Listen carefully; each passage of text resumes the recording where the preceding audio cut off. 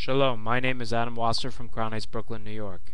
Recently, the Prime Minister of Israel, Bibi Netanyahu, gave a speech to the United States Congress. In his speech, he talked about ideas of not giving up the land of Israel where Jews live, not dividing the capital city of Israel, Jerusalem. He talked about not going back to the lines of the 1967 borders. He talked and said that we shall not bring back the refugees, Palestinian refugees that once lived in Israel proper. In his speech, in these things that he talked about, the United States Congress applauded him. They stood up and said, yes, we agree. Surprisingly, Vice President Biden stood up and applauded his response. The Speaker of the House as well did the same.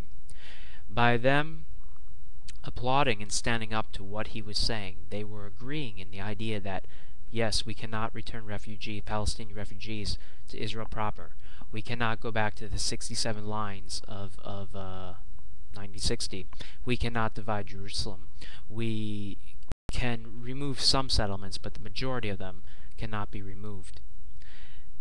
He also said,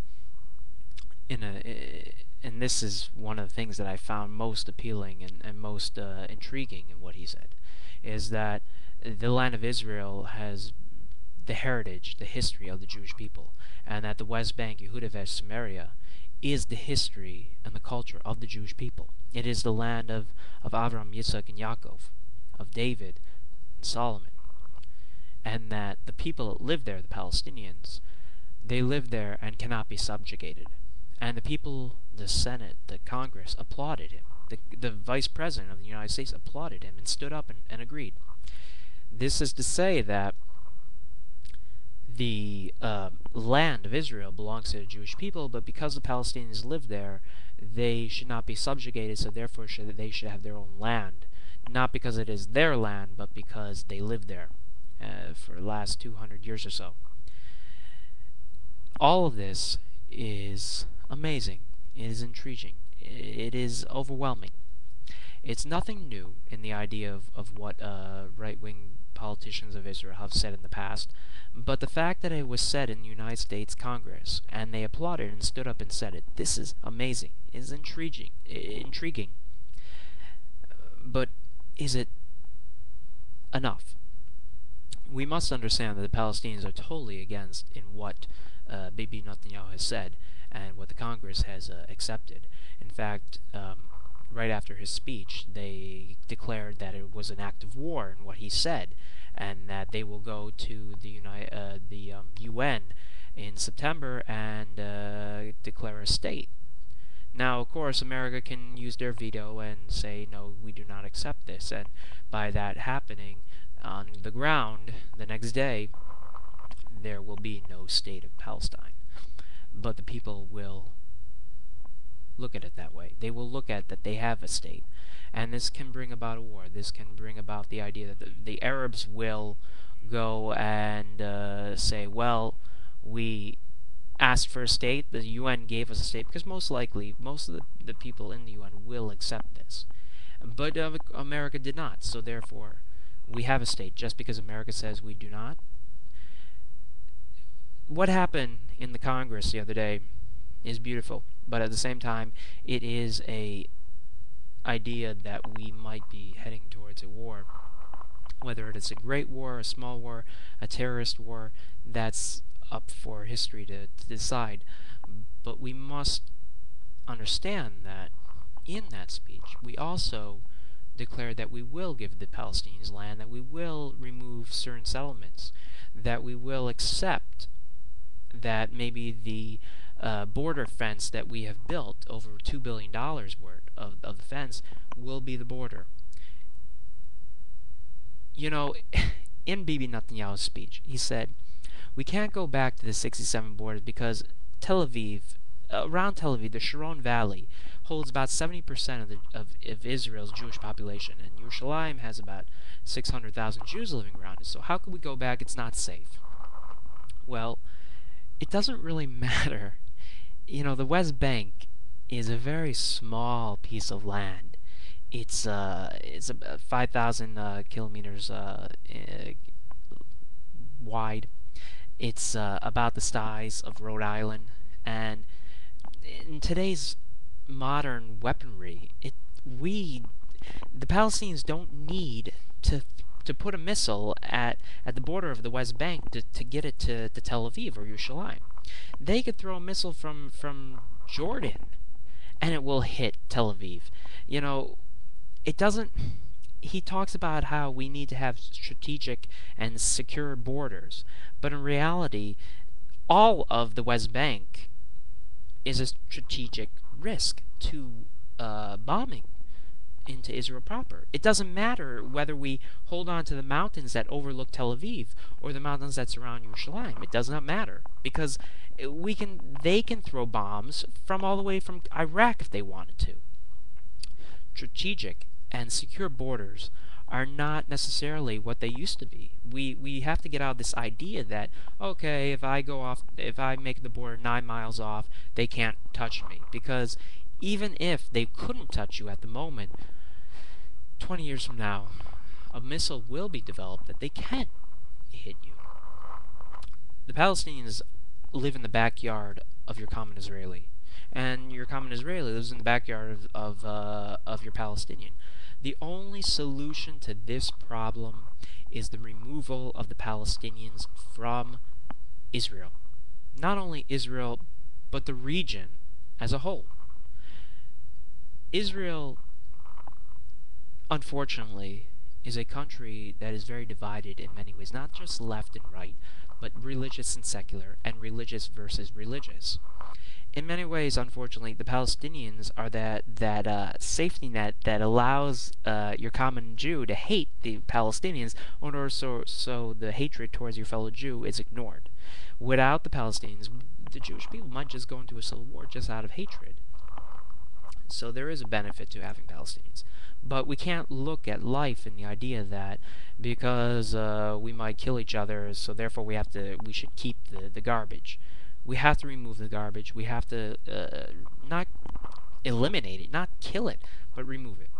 And try to deal with and try to love one another as fellow Jews and human beings.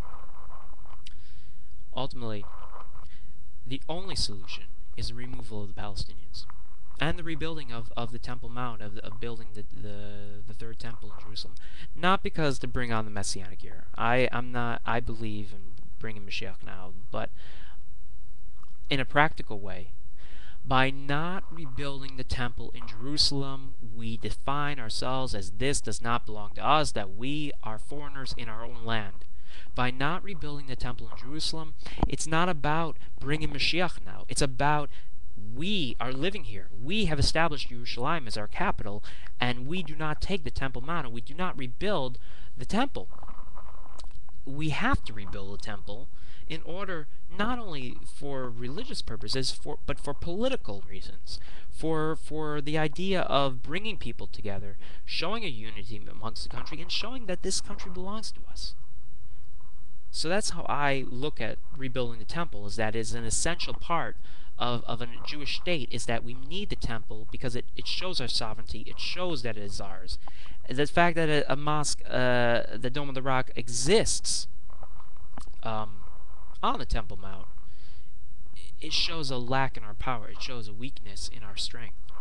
It must be eliminated, and a Temple Mount Jewish temple must be rebuilt. And it's not even a Jewish temple, it's God's temple. Netanyahu and America and the West, they talk about cooperation. They talk about that we need to have dialogue, and that there must be an open dialogue, and there can only be peace with a dialogue. And without this dialogue that is going to take forever, we can never achieve peace. That is a clear notion. That is the ringing bell to show that it doesn't matter how long the dialogue goes on. It doesn't matter how long we talk.